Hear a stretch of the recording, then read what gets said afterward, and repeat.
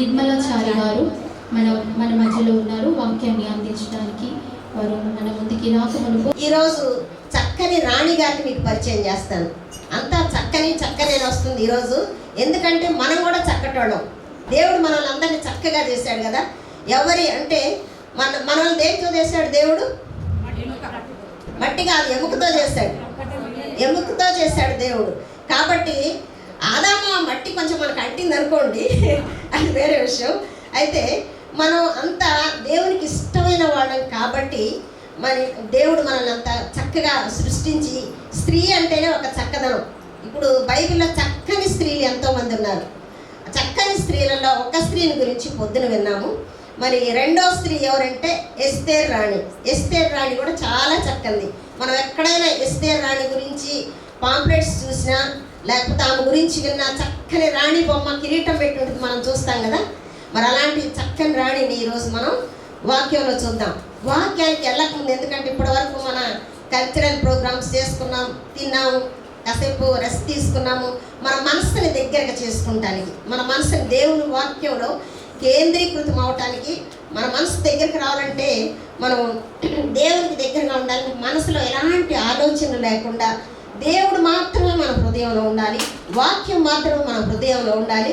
కాబట్టి ఒక చిన్న కథ చెప్పి మీకు నేను మెసేజ్లో నడిపిస్తాను. తర్వాత ఇట్లానే ఒక స్త్రీల మీటింగ్ చాలా గంభీరంగా చాలా బాగా జరుగుతుందంట. ఒక అమ్మగారు చాలా బాగా స్తుతి ఆరాధన చేశారంట. స్తుతి ఆరాధనలో అసలు దేవదూతలు తిరుగుతూ ఉన్నారంట. అయితే ప్రార్థన మెసేజ్ అన్నీ అయిపోయిన తర్వాత పాస్టర్గా చాలా ఆత్మీయంగా వాక్యం వింటున్నారు, చక్కని పాటలు పాడారు. అప్పుడు దేవుడు నా బిడ్డలు ఎంతో ఆనందంగా వింటున్నారు, నా బిడ్డల దగ్గరికి 2 బుట్టలు తీసుకొని మీరు వెళ్ళండి అని చెప్పేసి 2 దూతల్ని పంపించారంట. అప్పుడు పాస్టర్ గారు ఏమన్నారంటే, నేను ప్రార్థన చేస్తాను, మీకేమన్నా బాధలున్నా, సమస్యలున్నా, కష్టాలున్నా మీరు ఒక ప్రేయర్ రిక్వెస్ట్ రాసి నాకు ఇవ్వండి అని పాస్టర్ గారు చెప్తారంట. దాంతోపాటు దేవుడు మీకు చేసిన మేలును కూడా రాయండి అని చెప్పి చెప్తారంట. 2 దూతలు 2 గంపలు పట్టుకొని వచ్చారంట. ఒక గంపేమో ప్రేయర్ రిక్వెస్ట్కి గంప పట్టుకొని ఉంది ఒక దూత, ఒక్కొక్క దూత ఏమో కృతజ్ఞతాస్తులు చెల్లించే గంప పట్టుకొని ఉంది. 2 గంపలు పట్టుకొని ప్రేయర్ చదువుతా ఉన్నారు, రిక్వెస్ట్లు రాస్తూ ఉన్నారు. పాస్టర్ గారికి హ్యాండ్ ఓవర్ చేశారు. వారు దేవుని దూతలు కాబట్టి తెలుసు కాబట్టి ముందే వాళ్ళు నింపుకున్నారు, బుట్టలు నింపుకొని పైకి వెళ్ళిపోయి ఆ బుట్టల్ని చూసినప్పుడు ప్రార్థన అవసరత బుట్ట నిండిపోయి పైకి వచ్చేసిందంట. తర్వాత రిక్వెస్ట్ మనకు దేవుడు చేసినటువంటి మేలులు, ఆ మేలులు బుట్ట సగానికి కూడా రాలేదంట. ఆ మేలులు బుట్ట అంటే దేవుడు చేసిన మేలులు మనం మర్చిపోతాం, అవసరతలు మాత్రమే దేవుడిని అడుగుతాం. మన జీవితంలో ఎన్నో మేలులు చేస్తాడు దేవుడు. 8 సుఖాలు ఇచ్చి 2 కష్టాలు పడతాడు మనకి. 8 సుఖాలు ఉంటే 2 ఉంటాయి, 8 వదిలేస్తాం. ఈ 8 సంగతి అసలు మర్చిపోతాం. ఈ 2ని పట్టుకొని దేవుడిని మళ్ళీ క్వశ్చన్, ఎందుకు ఇచ్చావు దేవుడా, నాకెందుకు ఇచ్చావు దేవుడా అని దేవుని మనం క్వశ్చన్ చేస్తాం. అయితే ఈ యొక్క కృతజ్ఞతాస్తుతులు, ప్రతి విషయంలో కృతజ్ఞతాస్తులు చెల్లించుడి. ఈ యొక్క 2 త్రాసుల్లో పెట్టినప్పుడు మేలులు ఇట్టున్నాయి, మరి అవసరతలు ఇట్టున్నాయి. మరి ఆ త్రాసు ఎటు తూగుతుంది? అవసరతల వైపే ఎక్కువ ఉంది, తూగుతుంది, కిందకు వచ్చేసింది, ఇది పైకి వచ్చింది. అంటే మనం ఏం చేస్తున్నామంటే చేసిన మేలు మర్చిపోయి, కృతజ్ఞతాస్తులు చెల్లించడం మర్చిపోయి దేవుని కోసం చేయటం. అంటే తప్పని కాదు, మనం ప్రతి విషయంలో కృతజ్ఞతాస్తులు చెల్లించడం 103వ దావీదు కీర్తనలో చూస్తాం కదా. మేలును మనం ఎప్పుడు మర్చిపోవద్దు. ఎక్కడైనా మనం ప్రార్థనకు వెళ్ళినప్పుడు ఎవరైనా ప్రేయర్ రిక్వెస్ట్ ఆ పాస్టర్ గారికి దేవుడు మళ్ళీ మనకి ఆ క్రియ చేసి మేలు చేసినప్పుడు మనం ఆమెకు మళ్ళీ తెలియచేసి మన సాక్ష్యం ద్వారా తెలియచేయాలి. ఇప్పుడు మనందరం కృతజ్ఞతాస్తులు చెల్లించాలి. ఎందుకంటే ఎంతోమందికి లేనటువంటి భాగ్యం. మరి ఈ సమయంలో ఇంత దూరం మన కుటుంబాలను వదిలిపెట్టి ఇక్కడికి వచ్చాం కదా. మరి ఆయన మనకిచ్చినటువంటి సమయాన్ని బట్టి చక్కని వాక్కులు వినటానికి, ఆడవాళ్ళ మాత్రమే మనం ఫ్రీగా మాట్లాడుకుంటానికి, ఫ్రీగా వాక్యం చెప్పుకుంటానికి, మనసులు విప్పుకుంటానికి, మరి దేవుడు మనకిచ్చిన సమయాన్ని బట్టి మనం అందరం ఒక్కసారి దేవునికి కృతజ్ఞతాస్తులు చెల్లిద్దామా? దేవునికి వందనాలు. చిన్న ప్రార్థన చేసి మనం వాక్యంలోకి వెళ్దాం. పరిశుద్ధుడా, ప్రేమ కలిగినటువంటి మా ప్రియ పరలోకపు తండ్రి, మీ బంగారు పాదాలకు వందనాలు. ఇప్పటివరకు మిమ్మల్ని స్తుతించాము, ఆరాధించాము, గణపరిచాము. ప్రభువా, మా స్థిర సింహాసనం మీద ప్రభువా మీరు ఆసీనులయ్యారు. మీకు వందనాలు చెల్లిస్తున్నాం నా ప్రభువా. మరి తండ్రి, మీరు మమ్మల్ని ప్రేమించి మాకు ఇచ్చినటువంటి పరిశుద్ధ గ్రంథం, నిత్య గ్రంథం, అందులో ఉన్నటువంటి మర్మాలను ప్రభువా మేము ధ్యానించడానికి, మరి తండ్రి మేము తండ్రి చక్కగా మీ సన్నిధిలో ప్రభువా ప్రతి ఒక్క వాక్యమును మా హృదయాల్లో భద్రపరుచుకుంటానికి మాకు వినగలిగిన చెవులను, గ్రహించగలిగే మనస్సును దయచేయండి. నన్ను మీ ఆత్మచేత నింపండి. నా నోటికి బోరగా ఉండి మాట ఎమ్మటి మాట అందించండి. యేసుక్రీస్తు నామమున అడిగి వేడుకుంటున్నాను తండ్రి, ఆమేన్. రోజు మనం ఎస్తేరు గ్రంథం అంటే స్త్రీల గ్రంథాలు ఎన్ని ఉన్నాయి అంటే ఇది ఒక బైబిల్ స్టడీ లాగా చేసుకుందామండి. మెసేజ్లు విన్నాం కదా, జస్ట్ క్వశ్చనరీ లాగా ఉంటుంది, కొంచెం హెల్త్ టిప్స్ ఉంటాయి, బైబిల్ స్టడీ ఉంటుంది. బైబిల్ స్టడీ లాగా చేసుకున్నాం. చిన్న చిన్న క్వశ్చన్స్ కూడా ఉంటాయి. మరి పరిశుద్ధ గ్రంథంలో స్త్రీల మీద ఎన్ని గ్రంథాలు ఉన్నాయి?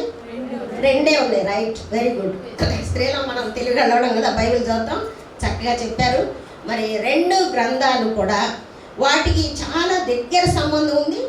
వారిద్దరి జీవితాల్లో కూడా కొన్ని పోలికలు ఉన్నాయి, కొన్ని వ్యతిరేకతలు ఉన్నాయి. మనకి ఎస్తేరు గ్రంథమే నేను చెప్తాను, కానీ ఇద్దరు స్త్రీలు ఉన్నారు కాబట్టి ఒకసారి ఇద్దరు స్త్రీలను ఒకసారి మనం జ్ఞాపకం చేసుకుందాం. రూతును చూసినట్లయితే రూతు పుస్తకము అది మనకు బైబిల్లో 8వ పుస్తకంగా ఉంది. దీన్ని సమూయేలు గారు రాశారు. 4 అధ్యాయాలు ఉంటాయి. దానిలో 85 వర్సెస్ మాత్రం ఉంటాయి. అదే ఎస్తేరు గ్రంథం గురించి చెప్పేటప్పుడు ఎస్తేరు గ్రంథం గురించి మనం మాట్లాడుకుందాం. వీళ్ళ స్థితిగతులు మనం చూసినట్లయితే రూతు విధవరాలు, ఎస్తేరు అనాథ. రూతు మరి అన్యురాలు, ఎస్తేరు యూదురాలు. అయితే వీరు దేవుని ఏర్పాటు చొప్పున భర్తలు పొందుకున్నారు. ఎలాంటి భర్తలు పొందుకున్నారంటే వారి ప్రార్థనా జీవితం బట్టి ప్రేమ కలిగినటువంటి భర్తని పొందుకుంది. ఎవరు? రూతు బోయజుని పొందుకుంది. అదే ఎస్తేరు మనం చూసినట్లయితే ఆమె కూడా ఒక రాజుకి, ఆమె కూడా ఒక అనాథ అయినప్పటికీ ఒక రాజుకి భార్యగా వచ్చింది. తర్వాత వీరు విశ్వాసములు, ఇద్దరు విశ్వాసులే. ఆమె విశ్వాసురాలే, ఈమె విశ్వాసురాలే. తర్వాత ఈమె ముద్దుకాయ ఏ విధంగా చెప్తే ఆ విధంగా ఒక పెంపుడు కూతురుగా ఆయనే చెప్పినట్లు వినింది. తర్వాత ఎస్తేరు రూతును చూసినట్లయితే అత్త చెప్పినట్లుగా వినింది. తర్వాత ఈమె రూతును చూస్తే ఆమె యొక్క జీవితం తల్లిదండ్రులను వదిలేసి అత్తను వెంబడించింది. ఈమెను ఎస్తేరును చూసినట్టయితే తల్లిదండ్రులే లేరు. ఒక చిన్నాన్ని అంటే తనకి కూతురుగా పెంచుకున్నాడు. వరుసకి చెల్లి అయినా తనని కూతురుగా పెంచుకున్నాడు. ఎంతగానో ప్రేమించాడు. మరి ఒక కూతురుగా పెంచుకొని తనని ఒక ఆత్మీయమైన బిడ్డగా పెంచుతున్నారు. వీళ్ళిద్దరి స్థితిగతులు చూస్తే ఒక ఆమె అనాథ, ఒక ఆమె విధవరాలు. దేవుడు ఎలాంటి వారినైనా పరిశుద్ధపరిచి తన నామ మహిమార్థమై వాడుకుంటారు. మరి అలాంటి స్త్రీలను మరి ఈ యొక్క జీవ గ్రంథంలో దేవుడు పెట్టినందుకు మరి ఇంత మంచి స్త్రీలను ఒక మాదిరిగా మనకు ఒక మంచి మరి యేసుక్రీస్తు వంశావళిలోకి చేర్చబడింది రూతు. అలాగే మరి ఆ యొక్క వంశాన్ని కాపాడింది ఎస్తేరు. ఆ వంశాన్ని ఏమేమో జన్మకి కారకురాలైంది. ఆ జన్మించినటువంటి ఆ వంశాన్ని, యోధా వంశాన్ని ఈమె కాపాడింది. సో వీళ్ళిద్దరికీ చాలా దగ్గర పోలికలు ఉన్నాయి. ఇంత మంచి మరి స్త్రీలని దేవుడు పరిశుద్ధ గ్రంథంలో ఉంచినందుకు మరి స్త్రీలుగా మనం ఎంతో గర్వించాలి. వారు మన కుటుంబ జీవితాల్లో ఎన్నో మరి విషయాలు మనకు నేర్పించారు. ఒక మంచి కోడలుగా, మరి ఒక మంచి కుమార్తెగా మనకు చక్కని మరి బోధలు ఎన్నో, వారి గురించి ఎన్నో మనం ఇప్పటివరకు అందరు పాస్టర్లు, చాలా వరకు ఇక్కడ పాస్టర్లు ఉన్నారు, మరి అందరికి తెలుసు. మనం ఈ రూతు గురించి, ఎస్తేరు గురించి ఎన్నోసార్లు విన్నాము. కానీ ఇలాంటి వారిని మరి యొక్క పరిశుద్ధ గ్రంథంలో ఉంచాడు. ఎంతోమంది ఎలాంటి వారినైనా ఆయన దేవుడు వాడుకుంటాడు. ఈ యొక్క బుక్లో, మరి గిన్నిస్ బుక్లో పేరు రాయించుకోవడానికి సంవత్సరాలు కష్టపడతారు. 15 ఏళ్ళు 20 ఏళ్ళు సైంటిస్టులు కానీ మరి పాటలు పాడి, కొన్ని గంటల పాటలు పాడి వాళ్ళ యొక్క స్పెషాలిటీని కనపరుచుకోవటానికి ఆ గిన్నిస్ బుక్లోకి ఎక్కుతారు. కానీ మరి స్త్రీలు మరి వీళ్ళు ఎలాంటి ఆధిక్యత లేనటువంటి వాళ్ళు జీవ గ్రంథంలో లిఖించబడ్డారంటే దేవుడు ఎంతగానో స్త్రీలను ప్రేమించాడు. స్త్రీలు అంటే ఒక ప్రత్యేకమైన మరి ఎంతోమంది స్త్రీలు, మరుగున పడిన స్త్రీలు కూడా జీవ గ్రంథంలో ఉన్నారు. వారిని గురించి మరి ఇంత చక్కని స్త్రీలని బైబిల్ గ్రంథంలో ఉంచినందుకు, రూతు గురించి, ఎస్తేరు గురించి మనం గట్టిగా చప్పట్లు పడదామా? అందరు పట్టాలి. చప్పట్లో చాలా సీక్రెట్ ఉంది, నేను చెప్తాను. చప్పట్లు హెల్త్ టిప్స్ అని కూడా చెప్పారు కదా. చప్పట్లు మనం ఎందుకు కొడతామంటే మన అరికాలు మొదలుకొని, టిప్స్ గుర్తుపెట్టుకోండి, అరికాలు మొదలుకొని నడినెత్తి వరకు మనకు ఉండేటటువంటి ప్రతి వెయిన్, ప్రతి కనెక్షన్ అరిచేతుల్లో ఉంటుంది. మనకు ఒక ప్రావర్బ్ ఉండేది, మీ ఆరోగ్యం మీ చేతుల్లో. అది ఆ ప్రావర్బ్ వట్టిగా రాలేదు. మీ ఆరోగ్యం మీ చేతుల్లో అంటే ప్రతి ఒక్కటి మన చేతుల్లో ఉంది. కాబట్టి ఈ చేతులు మనం ఇప్పటి వరకు చప్పట్లు ఎందుకు కొట్టాం చెప్పండి? సంతోషం, ఆనందం, సంతోషం వచ్చినప్పుడు మనం చప్పట్లు కొడతాం. చప్పట్లు కొట్టినప్పుడు మన బాడీలో ఉన్నటువంటి ప్రతి ఆర్గన్, ఇక్కడ ఒక ఆర్గన్, ఇక్కడ ఇప్పుడు ఇదంతా చెప్పాలంటే నాకు మెసేజ్కి టైం సరిపోదు. ఎనాటమీ, ఫిజియాలజీ చెప్పాల్సి వస్తుంది. కాబట్టి అది చెయ్యని చెప్తున్నాను. మనం ఇట్లా చప్పట్లు కొట్టినప్పుడు మన బాడీ మొత్తం అరికాలు మొదలుకొని నడినెత్తి వరకు ఉన్నటువంటి ఒక 5 నిమిషాలు ఆపకుండా మీరు కొట్టండి. చేతుల్లో వేడి వస్తుంది, వైబ్రేషన్ వస్తుంది, మనకి మంచి ఆరోగ్యం ఉంటుంది అనమాట. ఈ ఆరోగ్యవంతునికి ఎట్లా అంటే మన తల ఎప్పుడు చల్లగా ఉండాలి, కాళ్ళు వేడిగా ఉండాలి. కాబట్టి మనం లేచి నిలబడి కాసేపు ప్రార్థన చేసినప్పుడు నిలబడతాం చూడండి. ఎందుకు నిలబడతాం? కాళ్ళకు కూడా శక్తి కావాలి కూర్చొని.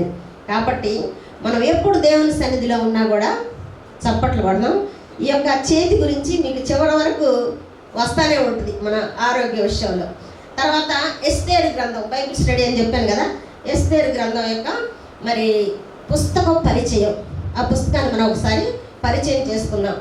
ఎస్తేరు గ్రంథం ఎవరు రాశారు అని చూసినట్లయితే 3 పేర్లు కనపడతాయి మనకు. మొర్దెకై, తర్వాత ఎజ్రా, నెహెమ్యా, 3 పేర్లు కనపడతాయి. కానీ మరి వీళ్ళ 3 యూదులే.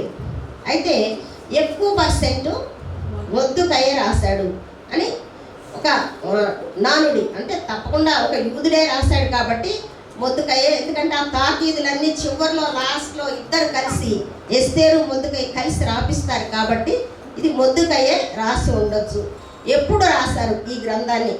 క్రీస్తుకు పూర్వము 480 నుంచి 473 లోపు కాలంలో యొక్క ఎస్తేరు గ్రంథం రాశారు. మరి బైబిల్లో ఇది ఎన్నో పుస్తకం?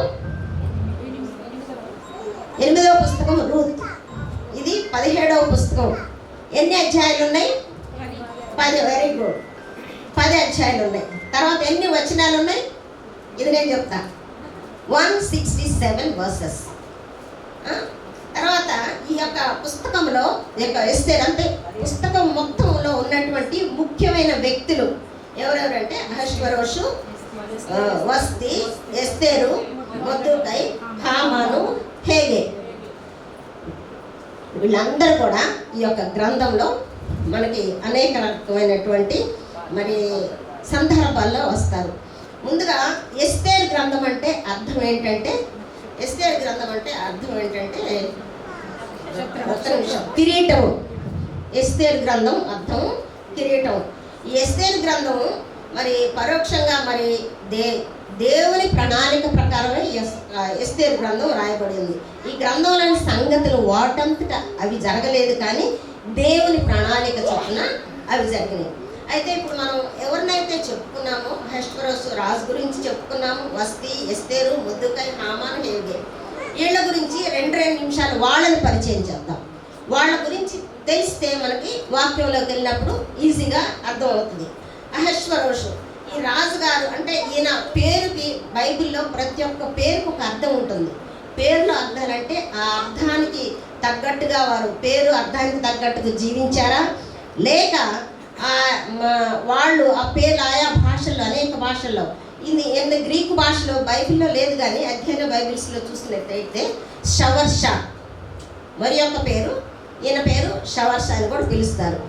ఇప్పుడు ఈ అహష్వేరోషు పేరుకి అర్థం ఏంటంటే నేను మౌనినై ఉందును, నేను మౌనినై ఉందును. ఈయన గురించి బైబిల్లో మనకి 2 చోట్ల మనం చూస్తాము. మీరు రెఫరెన్స్లు రాసుకోండి, కానీ చదవడానికి టైం సరిపోదు. 2 చోట్ల మనం చూస్తాము. ఒకటి దానియేలు గ్రంథం 1వ అధ్యాయంలో చూస్తాము. తర్వాత దానియేలు గ్రంథము 9:1 వచనం. రెండవది ఎక్కడ చూస్తామంటే ఎజ్రా గ్రంథము 4:6 చూస్తాము. దానిలో అహష్వరోషు ఏలన ఆరంభించినప్పుడు అని ఉంటుంది మొదట్లోనే. అయితే ఈ రాజు గారి క్యారెక్టర్, మనిషి అసలు ఎలా ఉంటాడు, ఆయన గురించి 2 మాటలు మాట్లాడుకుందాం. ఆయన అంట ఆజానుబాహుడు, చాలా పెద్ద పర్సనాలిటీ, అంటే జగాంటిక్ పర్సనాలిటీ. ఆయన గర్విష్టి, కోపిష్టి, క్రూరుడు. మరి ఆయన షార్ట్ టెంపర్. ఒక్క మాటలో చెప్పాలంటే ఆయన షార్ట్ టెంపర్, చాలా కోపం అన్నమాట ఆయనకి. మరి అలాంటి ఆయనకి, ఈ భయంకరమైన మనిషికి ఎస్తేరు తన భార్యగా వచ్చింది. ఆ రాజుగారిని ఏ విధంగా మార్చుకుందో. పేరుకి అర్థం ఏంటి? నేను మౌనినై ఉందును. క్యారెక్టర్స్ చూస్తే ఏమున్నాయి? రూఢుడు, కోపిష్టి, షార్ట్ టెంపర్, ఇవన్నీ ఆయనకి. కోపంలో ఎన్ని పేర్లు ఉండాలి అన్ని పేర్లు ఉన్నాయి. అయితే కానీ అలాంటి ఆయన, మరి ఇక్కడ మరి మీకు డౌట్ వస్తుందా? నేను మౌనినై ఉందును. మౌని అయ్యాడు. ఎప్పుడయ్యాడు చెప్పండి మీరు? ఎస్తేరు ఎప్పుడైతే కనపడిందో ఆయన కోపం, రోషం, ఈ షార్ట్ టెంపర్ మొత్తం పోయి ఆమె మీద ఏం కలిగింది? దయ కలిగింది. దయ మాత్రమే కదా, ఆమె మీద ప్రేమ కూడా కలిగింది. ఎందుకంటే ఆమె చూడగానే, అంటే ఆమె అందంతో పాటు ఆమెలో ఉన్నటువంటి అణుకువ, ఆమెలో ఉన్నటువంటి విధేయత, ఆమెను చూడగానే ఆ యొక్క పేరుకి నేను కూడా ధ్యానించేటప్పుడు, ఇంత క్రూరమైన మనిషికి ఈ యొక్క మీనింగ్ ఏంటి? నేను మౌనినై ఉందునని. బైబిల్ ఎప్పుడైతే మనం ధ్యానం చేస్తామో అప్పుడు దేవుడు నాకే పుట్టించాడు. అవును, ఆయన ఎప్పుడైతే ఎస్తేరు చూశాడో ఆ కోపాన్ని తగ్గించుకున్నాడు. ఈయనకి చాలా కోరికలు అంట, అన్నీ జయించాలి, అన్నీ సంపాదించాలి. ఐగుప్తుని జయించాడు, బబులోని జయించాడు. తర్వాత గ్రీస్ని ఒక్కటి ఆయన జయించలేకపోయాడు. తన తండ్రి అయిన దర్యావేషు గ్రీస్ని జయించలేకపోయాడు. ఎప్పటికైనా నేను గ్రీస్ని జయించాలి, అక్కడ దాన్ని కూడా కొల్లగొట్టాలి అనే కోరిక ఆయనకి ఎప్పటి నుంచో ఉంది. అయితే ఈయన ఎప్పుడు అంతమందిని పిలిచి ఇన్ని విందులు ఎందుకు చేస్తున్నాడంటే, ఒక్కొక్కళ్ళ రాజులు 127 సంస్థానాలకైనా చక్రవర్తి 120 సంస్థానాల రాజుల్ని పిలిపించి, ఎన్ని రోజులు? 180. మీరు ఇప్పుడు తీయచ్చు, బైబిల్ అందరూ ఓపెన్ చేసి ఎస్తేరు గ్రంథం పెట్టుకోండి.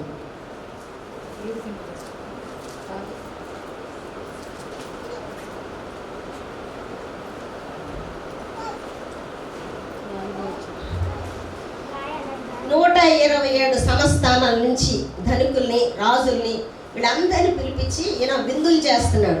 ఆ విందులు ఎందుకు చేస్తున్నాడంటే ఆయన మహిమను చూపించుకోవటానికి, ఆయన ఐశ్వర్యాన్ని చూపించుకోవటానికి, ఆయన ఘనతని చూపించుకోవటానికి. ఇది ఆయన వాళ్ళ దగ్గర నుంచి సేకరిస్తాడనమాట. ఈ రాజు ఏం మాట్లాడుతున్నాడు, ఈయనేం మాట్లాడుతున్నాడు, ఈయనేం నాకు సలహా ఇస్తాడు. వాళ్ళ దగ్గర నుంచి కొంత వార్తలు సేకరణ చేయటానికి 180 రోజులు షూషాను కోటలో ఆయన విందు చేశాడు. అయితే ఆయన పరిపాలించిన సంవత్సరాలు 20 సంవత్సరాలు. ఈ యొక్క మరి ఎస్తేరు గ్రంథంలో అన్ని విందులు ఉన్నాయి. తెలుసా అండి? ఎన్ని విందులు ఉన్నాయి? ఎవరని చెప్పగలరా? ఎవరండి? ఎవరు చెప్పారు? 7 అని. సిస్టర్కి చప్పట్లు కొట్టండి. ఎంకరేజ్. నేను చప్పట్లు అందరూ కొట్టాలి. సీక్రెట్ చెప్తా లాస్ట్లో. అయ్యో మేము కొట్టలేదని బాధపడతారు. నేను సీక్రెట్ చెప్తాను. చెప్పాను కదా, మెడికల్ టిప్స్ చెప్తానని. కరెక్ట్. మొత్తం 10 విందులు ఉన్నాయి. రాజుగారు చేసినవి మాత్రం 7 విందులు ఉన్నాయి. నేను ఈ విందులు మొత్తం రెఫరెన్స్లు మీరు ఏం కావద్దు, రెఫరెన్స్లు మీరు బైబిల్ దగ్గర పెట్టుకొని మార్క్ చేసుకోండి. ఎందుకంటే మీరు ఎప్పుడైనా నాకులాగా, నేను కూడా పెద్ద పాశ్రమం కాదు, పెద్ద ఇది కాదు. ఎప్పుడన్నా ఇలాంటి మీరు కూడా విన్నప్పుడు, మీరు నోట్ చేసుకున్నప్పుడు, ఎక్కడైనా మిమ్మల్ని మెసేజ్ చెప్పమన్నప్పుడు కూడా ఈ రెఫరెన్స్లు రాసుకోవటం చాలా ఇంపార్టెంట్. రెఫరెన్స్లు మీరు రాసుకుంటే ఎప్పుడైనా ఉపయోగపడతాయి. మొదటి విందు ఎప్పుడు చేశాడంటే, రాజులకు, అధిపతులకు, మరి అధిపతులకు చేసినటువంటి విందు 180 రోజులు. ఇది 1వ అధ్యాయం 3వ వచనంలో ఉంది. 1వ అధ్యాయం 3వ వచనంలో ఉంది. తర్వాత రాజు అందరికి చేయించిన విందు 7 దినాలు. ఇది 1వ అధ్యాయం 5వ వచనంలో ఉంది. తర్వాత వస్తీ స్త్రీలకు చేసిన విందు, ఇది 1వ అధ్యాయం 9వ వచనంలో ఉంది. రాజు చేసినటువంటి విందేమో మరి కోటలో లోపల చేశాడు విందు. తర్వాత ఈ వస్తీ చేసినటువంటి విందు మరి కోట లోపల చేసిందేమో. కోట ఆయనేమో లోపల చేసుకున్నాడు, ఏమేమో ఎస్తేరేమో వస్తీ ఏమో కోట లోపల చేసుకుంది, రాజేమో తోట బయట ఈ యొక్క విందులు చేసుకున్నాడు. ఎస్తేరు కూడా విందు చేసింది. 2వ అధ్యాయము 18వ వచనం. తర్వాత రాజు హామాను మాత్రమే వీళ్ళిద్దరే చేసుకున్నారు, అది 5వ విందు. 3వ అధ్యాయము 15వ వచనంలో చూస్తాము. తర్వాత ఎస్తేరు చేసిన మొదటి విందు 5వ అధ్యాయము 4వ వచనం. 7వ విందు ఎస్తేరు రెండవసారి చేసిన విందు 7వ అధ్యాయము 1వ వచనం. యూదులు చేసిన ఈ 7 పండుగలు సిస్టర్ చెప్పారు కదా, ఈ 7 విందులు రాజుగారు చేసినటువంటి విందులు. యూదులు 3 విందులు చేసుకున్నారు. వారు ఏ సందర్భంలో చేసుకున్నారంటే యూదులు చేసుకున్నటువంటి విందు మరి శుభదినం రోజు చేసుకున్నారు. వాళ్ళు అంటే ఏ రోజైతే విడుదల పొందుతారో ఆ రోజు చేసుకున్నారు. అది 8:17లో ఉంది. యూదులు విజయం పొందిన తర్వాత చేసుకున్న విందు 9వ అధ్యాయము 17వ వచనంలో ఉంది. దీనికి మనం ఇందాక పుస్తకానికి మీనింగ్ ఏం చెప్పుకున్నాము? కిరీటము. విందుల పుస్తకం అని కూడా చెప్పుకోవచ్చు, ఎందుకంటే అన్ని విందులు ఉన్నాయి కాబట్టి. ఇప్పుడు మనం ఈయన కోపిస్తి అని చెప్పుకున్నాం కదా. కోపం ఉంటే మనకి ఏముంటుందండి? కోపం ఉంటే ఏముంటుంది? హెల్త్. కోపం వచ్చిందనుకోండి బీపీ ఫుల్గా పెరిగిపోద్ది. అందుకని రాజుగారికి ఎంత అప్పుడు బీపీ ఆపరేటర్ ఉందో లేదో నాకు తెలియదు, కానీ బీపీ మరి ఫుల్ బీపీ పెరిగిపోయి ఉంటుంది. మరి అంత కోపం మరి రాజు బీపీ ఎప్పుడైతే మరి ఎస్తేరు చూసాడో ఆ బీపీ నార్మల్కి వచ్చి ఉంటుంది, అవునా? ఎందుకంటే ఆ కోపం పోయింది. సో మనం కోపాన్ని తగ్గించుకోవాలి. మనకు కోపం వస్తుంది, వచ్చినప్పుడు దాన్ని కంట్రోల్ చేసుకోవాలి. బీపీ వచ్చింది అనుకోండి, ఎమ్మటే ఇమీడియట్గా ఏమొస్తుంది? బీపీ తర్వాత ఈ మధ్య వస్తున్నాయి ఎక్కువ హార్ట్ స్ట్రోక్లు, బ్రెయిన్ స్ట్రోక్లు వస్తున్నాయి. మరి ఆ కోపం, తన కోపమే తన శత్రువు. మనకి ప్రతి దానికి మనం ఆడవాళ్ళం ఎంత శాంతమో, ఎంత ప్రశాంతంగా ఉంటామో అంత కోపం కూడా మనకి ఎక్కువే. ఆ కోపాన్ని బీపీ ఇప్పుడు ఆల్మోస్ట్ బీపీ ఎవరు పట్టినా బీపీ. ఇప్పుడు హార్ట్ డిసీజులు పోయి బ్రెయిన్ స్ట్రోక్స్ వస్తున్నాయి. కాబట్టి మరి ఆ కోపాన్ని ఆయన ఏ విధంగా అయితే ఎస్తేరుని చూసినప్పుడు అదంతా మర్చిపోయి ఎంత ప్రేమగా ఆమె వైపు చూశాడో, మనం కూడా ఎప్పుడైనా కోపం వచ్చినప్పుడు ఇలాంటి ఇన్సిడెంట్స్ గుర్తు చేసుకోవాలి. గుర్తు చేసుకున్నప్పుడు దేవుడు మనకి ఒక తలంపిస్తాడు, ఆ యొక్క శోధ నుంచి బయటపడ్డాడు. సో ఇప్పుడు మనం రాజుగారి గురించి విన్నాను. తర్వాత వస్తీ అయిన రాణిగారి గురించి నేర్చుకున్నాం. రాణిగారు చేసింది తప్ప రైటా? శారా లోబడింది, అవునా? శారా లోబడింది, మరి ఏమో లోబడిందా? తప్పు. కానీ నేనంటాను వస్తీని రాజుగారు, నేనంటే ఒక స్టోరీ లాగా ముందు చెప్తాం, తర్వాత వాక్యంలోకి వెళ్దాం. ఇప్పుడు ఆమె రాజుగారు ఏమన్నారు? ఇద్దరు కలిసి తన భార్యని తనతో పాటు తీసుకెళ్తే అది గౌరవంగా ఉంటుంది. అమ్మ ఈరోజు నువ్వు స్త్రీలకు చేస్తున్నావు కదా, నువ్వు స్త్రీలకు చేయొద్దు, రేపు చేసుకో, నువ్వు నాతో వచ్చి మరి కూర్చో అంటే ఆమె చాలా గౌరవంగా వెళ్ళేది. ఆయన ఫుల్గా తాగి వాళ్ళందరినీ కూర్చోబెట్టుకొని రమ్మని వాళ్ళని ఎవరిని షండుల్ని పంపిస్తారు. షండుల్ని పంపిస్తే మరి ఏ పరిస్థితుల్లో రమ్మన్నాడు, ఎందుకు రమ్మన్నాడు, ఎట్లా రమ్మన్నాడు? ఒకటే చెప్పాడు, కిరీటం ఒకటే పెట్టుకోమన్నాడు. ఎక్కినామని ఇక్కడ ఎవరు లేరు కాబట్టి, బ్రదర్ ఒక్కళ్ళే ఉన్నారు, ఎవరు లేరు కాబట్టి ఆమెను ఎలాంటి డ్రెస్ చేసుకొని రమ్మన్నాడు, ఆమెను ఏ విధంగా రమ్మన్నాడు. ఆమె చాలా అందగత్తె. రాణి అయిన వస్తీ నపుంసకుల చేత ఇయ్యబడిన రాజాజ్ఞ ప్రకారము వచ్చుటకు ఒప్పకపోగా రాజు మిగుల కోపించను. వచ్చుటకు మిగుల కోపించెను. ఆయనకి కోపం వచ్చింది. ఈమె వెళ్ళలేదు. ఆయన ఏ విధంగా రమ్మన్నాడో ఏమి వెళ్ళలేదు. ఈమె ఏంటి ఒక్కసారి డెసిషన్ తీసుకుంది. ఇది షార్ట్ డెసిషన్ తీసుకుంది, ఇమీడియట్గా తీసుకుంది. అంటే తనకి ఇష్టం లేదు, తన అందం తనని తన భర్తే చూడాలి. ఎవరు నా అందం దేశం వరకు అని. మరి హిందూ దేశంలో మరి ఆమె ఆ దేశంలో ఉన్న మనకు ఒక సాంప్రదాయాలు ఉన్నాయి కదా, మరి ఆ సాంప్రదాయాల్ని ఆ కట్టుబాట్లని అవి వదిలేసి వెళ్ళటానికి ఆమె ఇష్టపడలేదు. అయితే ఈ యొక్క రాణి పదవి నుంచి వెళ్ళటానికి ఇది దేవుని కారణం, దేవుని ప్రణాళిక. దేవుని చిత్తం లేనిది కాదు. ఎందుకంటే అవతల వేరే ప్రణాళిక ఉంది కాబట్టి దేవుడు ఆమె చేత ఆ మాట మాట్లాడించి ఆ విధంగా ఆమెని రాణి పదవి నుంచి తొలగించడం అవుతుంది. తొలగించిన వాళ్ళలో యొక్క వచ్చిన ఒకసారి 15వ వచనం ఒకసారి చదువుతారండి. అతని సన్నిధిని ఉండి రాజు ముఖము చూచుచు రాజ్యమందు ప్రథమ పీఠముల మీద కూర్చుండు పారసీకులెక్కయు మాదీయులెక్కయు 7 ప్రధానులు ఎవరనగా కర్షేన, షెతారు, అద్మత, తార్షీషు, మెరెసు, మర్సెన, మెమ్ముకాము అన్నవారు. చాలండి. ఆయనకి ప్రధానులు ప్రథమ పీఠ మీద కూర్చున్న వాళ్ళు 7 ఉన్నారు. ఈ 7లో మెమోకాన్ అనే అతను చాలా భయంకరుడు. ఒక స్నేహితుడు, అంటే ఈ యొక్క స్నేహితుడిగా మరి ఆయన పీఠం మీద ఆయన దగ్గరగా కూర్చున్నారంటే ఆయన చాలా దగ్గరగా స్నేహంగా ఉంటారు కదా. ఆయన ఏమి సలహా ఇస్తున్నాడంటే రాజుకి 19వ వచనం ఒకసారి చదవండి. రాజు సమ్మతి ఆయన వస్తి రాజైన అహేశ్వరసు సన్నిధికి ఇకను రాకూడదని తమ యుద్ధ నుండి ఒక రాజాజ్ఞ పుట్టవలెను. అది తప్పకుండానట్లు పారసీకుల యొక్కయు మాదీయుల యొక్కయు న్యాయము చొప్పున నియమింపవలెను. మరియు వస్తీ కంటే యోగ్యురాలిని రాణిగా తాము చేయవలెను. చాలు. అంటే సలహా ఎవరు ఇచ్చేశారు? ఈ సలహాల కోసం వాళ్ళందరినీ సలహాలు మంచి మంచి సలహాలు ఇస్తారని. స్నేహితుడు ఎట్టుండాలి? దావీదుకి ఎలాంటి స్నేహితుడు ఉన్నాడు? మంచి స్నేహితుడు ఉన్నాడు. మరి ఈ రాజు మంచి మనస్తత్వం ఇందులోనే తెలుస్తుంది కదా, రాణిని అక్కడికి ఎందుకు రమ్మన్నాడు. ఇలాంటి స్నేహితులు కూడా ఉంటారు. ఆ మెమూకాన్ అన్న ఆయన మాట విని ఆమెని మళ్ళీ సలహాలు వీళ్ళందరినీ సలహాలు అడిగి నేను మరియు వస్తీ కంటే యోగ్యురాల్ని రాణిగా తాము చేయవలని మరొక సలహా కూడా ఇచ్చాడు. వస్తీ కంటే చక్కనయన్ని ఆమెని నువ్వు రాణిగా చేసుకో. సో వస్తీ క్యారెక్టర్ ఇప్పటి వరకు అయిపోయింది. అయితే ఈ వస్తీ స్టేజీ దిగాలి అంటే తప్పకుండా ఆ స్టేజీ మీదకి ఇప్పుడు పొద్దున సుప్రభా గారు వాక్యం చెప్పారు.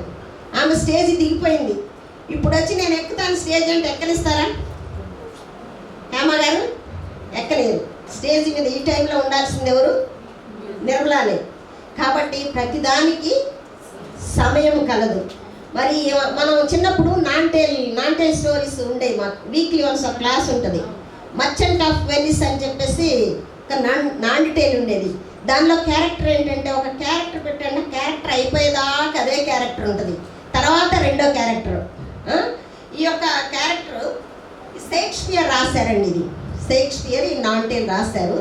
ఈ యొక్క క్యారెక్టర్స్ ఏంటంటే ఒకళ్ళు స్టేజ్ దిగిపోయిన తర్వాత ఇంకా ఆ క్యారెక్టర్ ఉండదన్నమాట. ఇక్కడ కూడా అదే ఆ స్టేజ్ ఆమె దిగిపోయింది. ఇప్పుడు మనకి ఎవరు? ఎస్తేర్ గారు రావాలి. ఎస్తేర్ గురించి కొన్ని విషయాలు, అసలు ఎస్తేర్ని ఎందుకు ఎన్నికైంది, మీకు ముద్దుకాయకి పెంచుకోవటం అయింది మీకు తెలుసు కదా. కొంచెం ముందుకు వెళ్ళిపోదాం. యూదులను కాపాడటం కొరకే దేవుడు ఎస్తేరు, ఆ స్థలంలో దేవుడు ఎస్తేరు ఉంచాడు.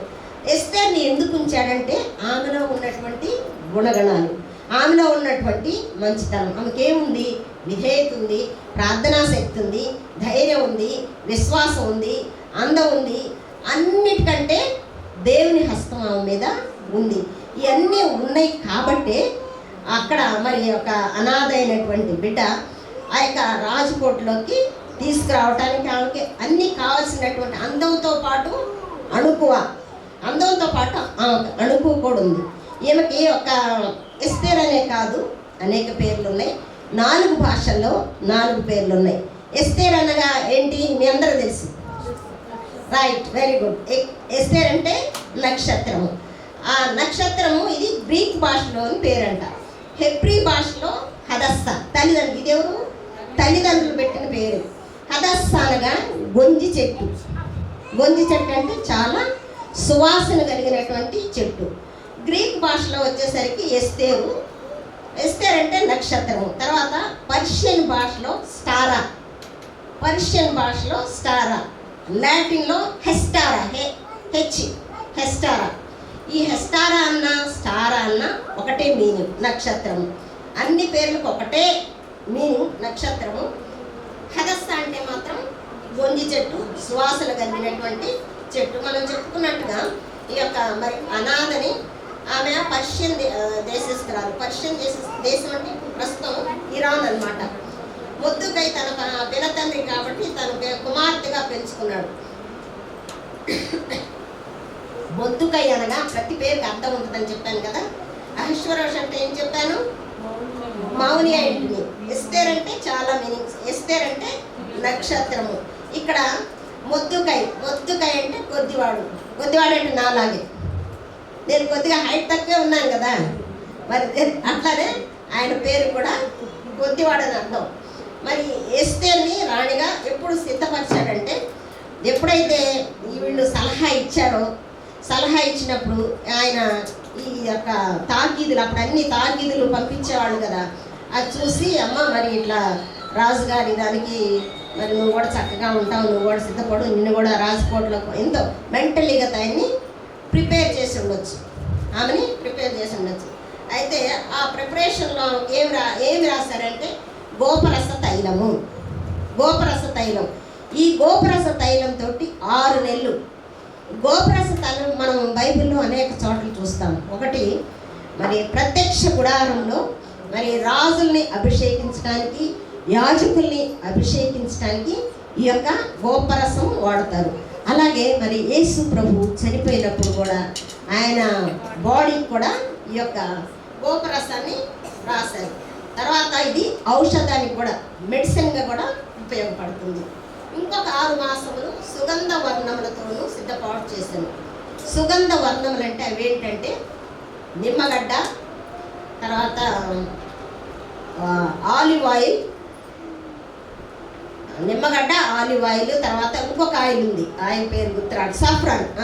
ఆ 3 కలిపినటువంటి ఒక సుగంధం. ఇదేమో పరిశుద్ధంగా శుద్ధి చేయడానికి గోపరసం. పైన హేగే వశంకి తేబడింది కదా. హేగే ఆమెను చూడగానే దయ కలిగింది, ప్రేమ కలిగింది. ఆ యొక్క మరి ఆమెనంతా ఒక ప్రత్యేకంగా సిద్ధపాటు చేయడానికి 6 నెలలు ఈ యొక్క గోపరసంతో ఆ పై దేహాన్ని హేగే శుభ్రం చేస్తుంటే ఈమె లోపల శుభ్రం చేసుకుంటుంది, హృదయాన్ని శుద్ధి చేసుకుంటుంది. అంటే శరీరాన్ని ఆయన శుభ్రం చేస్తున్నాడు హేగే, ఆమె హృదయాన్ని శుద్ధి చేసుకుంటుంది. తర్వాత రెండోది సుగంధాలు చేసినటువంటి తోటి ఆమెని సిద్ధపరుస్తున్నాడు. అంటే రాజుకి ఏ విధంగా ఉంటే ఇష్టమో. హేగే ఎక్కడ ఉంటున్నాడు? రాజకోటలో రాజుగారికి చాలా దగ్గరగా ఉంటున్నాడు కాబట్టి రాజుగారి యొక్క నేచర్, ఆయన ఈమె ఎట్లుంటే నచ్చుద్దో ఆయన అన్నీ గమనించి ఆయన చేసిన సిద్ధపాటుకు మాత్రమే ఒప్పుకొని ఆయన చేసినట్లే ఏ విధంగా అయితే సిద్ధపాటు చేశాడో ఈ సుగంధ ద్రవ్యాలతో ఆ విధంగా ఆమె సిద్ధపాటు చేయబడింది. ఇప్పటి వరకు మనం గ్రంథం యొక్క పరిచయం చూసాం. తర్వాత ఇందులో ఇంకొక 4-5 అంశాలు మీకు జస్ట్ చాలా సింపుల్గా చెప్తాను, సమయం అయిపోయిందేమో. పరాభము, పరిణయము, పన్నాగము, ప్రలాపము, ప్రతిఫలము. అయితే ఇక్కడ పరాభం ఎవరికి జరిగింది? వస్తీ కాదు, నామానికి జరిగింది. వస్తీ తన అంతటి తను గౌరవంగానే వెళ్ళిపోయింది. తర్వాత పరిణయం, ఎవరితో పరిణయమైంది? ఎస్తేర్తో పరిణయమైంది. పన్నాగం ఎవరు పన్నాగం చేశారు? హామాను పన్నాగం చేశాడు. ఇది ఒకసారి 3వ అధ్యాయము 4వ వచనం చదువుతారా? ఈ ప్రకారము వారు ప్రకారము వారు ప్రతిదినము అతనితో చెప్పుచూ వచ్చినను అతడు వారి మాట విని చెవిని పెట్టకపోయాను గనుక వారు మొర్దెకై యొక్క మాటలు స్థిరపడునో లేదో చూద్దామని దాని హామానుకు తెలిపిరి. ఏలయనగా అతడు నేను యూదుడను గనుక ఆ పని చేర్చాలనని వారితో చెప్పి ఉండేది. చాలు, ఇదంతా మనకి స్టోరీ తెలుసు కాబట్టి ఈయన కూతుర్ని కోటలోకి పంపించిన తర్వాత నా కూతురు అక్కడ ఎంప్లాయ్ కాదు, లేకపోతే ఎవరు బుక్ చేసుకోలేదు ఆయన. కూతురు ఎట్లుంటుందో అని చెప్పేసి ఆ గేటు దగ్గర కూర్చున్నాడు. ఈయన హామాను ఆయన పీఠాన్ని బాగా ఎత్తు చేసుకొని రాజుగారి దగ్గర అన్ని పదవులు పొందుకొని ఆయన వెళ్ళేటప్పుడు ప్రతి ఒక్కళ్ళు ఆయనకి కాళ్ళకి మొక్కాలి అనేది ఆయన కోరిక. ఆయన కోరిక అంటే ఏం చెప్తున్నాడంటే రాజుగారికి, రాజా, రాజ్యములో ఒక జాతి వారు రాజు యొక్క ఆజ్ఞలు గైకొని వారు కారు కనుక వారి వల్ల రాజ్యానికి ఎంతో నష్టము కలుగుతుంది. వారు చాలా నష్టం కలుగుతుంది. ఒక జాతి పేరు చెప్పాడా? ఒక జాతి. అయితే ఈ హామాను అసలు హామాను ఎవరో చూద్దాం. యూదులను చంపాలని పన్నాగం పన్నినటువంటి వ్యక్తి. ఈ హామాను అగగు సంతతికి చెందినటువంటి వాడు. అమాలేకీయులు వంశానికి చెందినటువంటి వాడు. అమాలేకీయులు ఎవరు మీకు గుర్తొచ్చారా?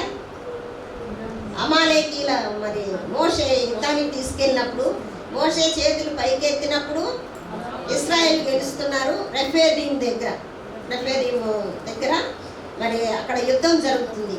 అమ్మోనీయులకి తర్వాత అమాలేకీయులకి ఇశ్రాయేల్కి యుద్ధం జరుగుతుంది. వాళ్ళు చాలా బలవంతులు, ఇశ్రాయేల్ ఓడిపోతున్నారు. అప్పుడు మోషే చేయి పైకెత్తాడు, వారు గెలుస్తున్నారు. ఆ జాతిలో ఉన్నటువంటి వాడే ఈ హామాను, అగాగు సంతతి వాడు.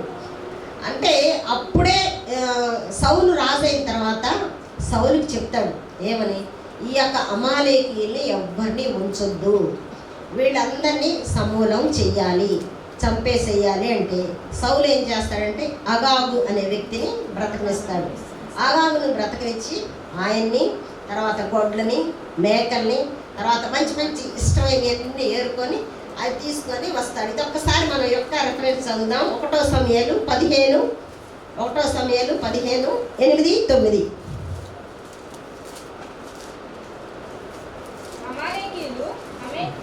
అమాలేకీయుల రాజైన అగగు ప్రాణంతో పట్టుకుని జనులందరినీ కత్తిచేత నిర్మూలన చేశాను. సౌలును జనులను కూడి అగగును గొర్రెలోను ఎడ్లలోను కొవ్విన గొర్రె పిల్లల మొదలైన వాటిలోను మంచి వాటిని నిర్మూలన చేయక కడగ నుంచి పనికిరాని నీచ పశువులన్నింటినీ నిర్మూలన చేసిరి. చాలు ఇక్కడ ఎవరెవరిని? అగాగును మాత్రం ఉంచాడు. ఈ అగాగు వంశీయుడే హామాను. ఇప్పుడు హమాసీలు ఎవరు? ఈ వంశంలోని వాళ్ళ నుంచి ఇప్పుడు మన దేశానికి, మన ఇశ్రాయేల్ గాజాకు కానీ ఇప్పుడు యుద్ధాలు మీకు తెలుసు కదా, ఎన్నో భయంకరమైన యుద్ధాలు జరిగినాయి. ఆ రోజు దేవుని ప్రణాళిక అమాలేకీయుల్ని మొత్తాన్ని, ఇప్పుడు వాక్యంలో చదివినట్టు మరి అమాలేకీయుల్ని మొత్తాన్ని చంపేయాలని కదా. కానీ మరి అగాగానే ఆయన్ని ఎందుకు ఉంచాడో తెలిసి శత్రుశేషం ఉండదంటారు చూసారా, అట్లాగే అయింది ఇక్కడ. ఆ శత్రుశేషంలో ఈయన ఉన్నాడు కాబట్టి ఆయన ఆ శత్రుశేషం వాళ్ళ యూదులకి అంత భయంకరమైన ఆలోచన కలిగింది. ఆయనకి మొక్కలేదు కాబట్టి నా దగ్గర నేను వెండిని 20 తులాలు వెండిని కూడా మీ దగ్గరికి తీసుకొచ్చి ఇస్తాను, మరి అదంతా ఖర్చు పెట్టి ఆ యొక్క వంశీయుల్ని మరి సమూలం చెయ్యాలి అని చెప్పేసి చెప్తాడు. ఇంకొక ప్రశ్న మిమ్మల్ని అడగటం మర్చిపోయాను, ఇది ఇక్కడ ఆపేయండి. దీనిలో ఎంతమంది స్త్రీలు ఉన్నారు ఎస్తేరు గ్రంథంలో? ఎస్తేరు గ్రంథంలో ఎంతమంది స్త్రీలు? రైట్, వెరీ గుడ్, చాలా మంచిది. ఎవరు ఆమె? ఎవరు? జెరూషా, హామాను యొక్క భార్య. ఏమో చిన్న సైజు యెజబెల్, యెజబెల్. ఎందుకంటే భర్తని ఎంకరేజ్ చేసింది యెజబెల్. ఇక్కడ ఇంకా నీకెందుకు, నువ్వు పోయి రాజుగారి దగ్గర పర్మిషన్ తీసుకొనిరా, 50 మూరల ఉరికాయ నేను రెడీ చేసి పెడతాను అని చెప్పేసి సలహా ఇస్తుంది. మరి భార్య అంటే ఎట్లుండాలి? మంచి సలహా ఇచ్చేదిగా ఉండాలి. అంత మాత్రమే కాదు, ఆ భయంకరమైన సలహా ఇచ్చి తన్ని, తన కుటుంబాన్ని, తన బిడ్డల్ని, ఇక్కడ ఒక వచ్చిన చదువు 11 వచ్చిన ఒకసారి చదవండి అమ్మా. ఎస్తేరు రాజువైన తనకు సమ్మతమైన ఎడల ఈ దినము జరిగిన చొప్పున షూషను నందున్న యూదులు రేపును చేయనట్లుగా హమాను యొక్క 10 మంది కుమారులు ఉరికొయ్య మీద ఉరితీయింపునట్లుగాను సెలవీయుడనెను. ఎంతమంది? 10 మంది కుమారులు ఒక్కరోజే. ఆమె చేసిన సలహాకి 10 మంది కుమారుల్ని ఒక్కరోజే ఉరి తీయటమైంది. అంత మాత్రమే కాదు, హామాన్కి ఉన్నటువంటి ఇల్లుని, తన ఆస్తిని ఎవరికి అప్పచెప్పాడు? మొర్దెకైకి, ఎస్తేరుకి అప్పచెప్పాడు. ఆస్తి పోయింది. తర్వాత తను ఏ విధంగా సిద్ధపరచాలో మరి ఆయన రాజుగారు రాజగ్రంథం చదవటం, అక్కడ ఉన్నటువంటి మరి షండులు వాళ్ళు ఆ యొక్క సలహా మొర్దెకై తెలుసుకోవటం, మొర్దెకై ఎస్తేరుకు తెలియజేయటం, ఎస్తేరు మళ్ళీ కబురు పంపటం, ఇవన్నీ అయిన తర్వాత మొర్దెకై తన కుమార్తె కబురు చేస్తాడు. ఇట్లా తాకీదు కూడా రెడీ అయిందమ్మా, మరి యూదుల్ని చంపడానికి రాజుగారితో ఇట్లా ఇచ్చేశాడు అనగానే ఆమె ఏమంటారంటే, నేను 30 రోజులు అవుతుంది రాజుగారిని వచ్చిన ఒకసారి చదువుతారు. మరియు ఎస్తేరు రాజు ఎదుట మనవి చేసుకొని అతని పాదముల మీద పడి అగాధీయుడైన హామాను చేసిన కీడుకు అతడి యూదులకు విరోధంగా తలంచిన యోచనను వ్యర్థపరచుడని కన్నీటితోటి ఆమె అడిగింది. అప్పుడు ఆయన ఈ రాజుగారు అప్పుడే ఇది చదువుకొని ఉన్నాడు. ఏంటి? రాజగ్రంథం చదువుకొని ఉన్నాడు. ఇలాంటి మరి మేలు చేసిన వాడికి ఏం చేయాలంటే ఈయనే అనుకుంటాను, నేనే కదా రాజుగారికి అన్ని విషయాల్లో అన్ని ప్రతిదీ ఆయనకి నేనే చేశాను నాకే అనుకుని ఆయన అన్ని ఉన్నాయి అన్ని చెప్పేశాడు. ఏమేం చెప్పేశాడు? ఒకసారి చదువుతారు. అది ధనులైన రాజు యొక్క అధిపతులలో ఒకడు ఆ వస్త్రములను ఆ గుర్రమును పట్టుకొని చేసి ఆ గుర్రము మీద అతనిని ఎక్కించి రాజవీధుల్లో అతన్ని నడిపించుచు రాజు ఘనపరచను అపేక్షించు వానికి ఈ ప్రకారముగా చేయతగునని అతని ముందర చాటింపవలెను. ఓకే, చాలు.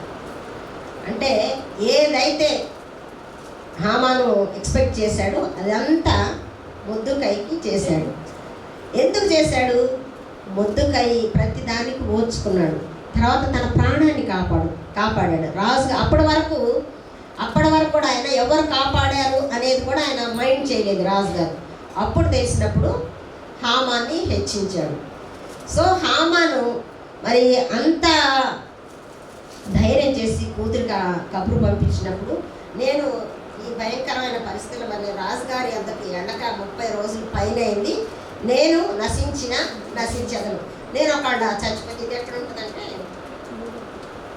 4వ అధ్యాయము చివరిలో 17వ వచనం, 4వ అధ్యాయం 16వ వచనం సార్ చదవండి. అటువలనే మొర్దెకై 16 చివరిలో నీవు పోయి షూషను నందు కనపడిన యూదులనందరినీ సమాజ మందిరములకు సమకూర్చి నా నిమిత్తము ఉపవాసం ఉండి 3 దినముల అన్నపానములు చేయకుండుడి.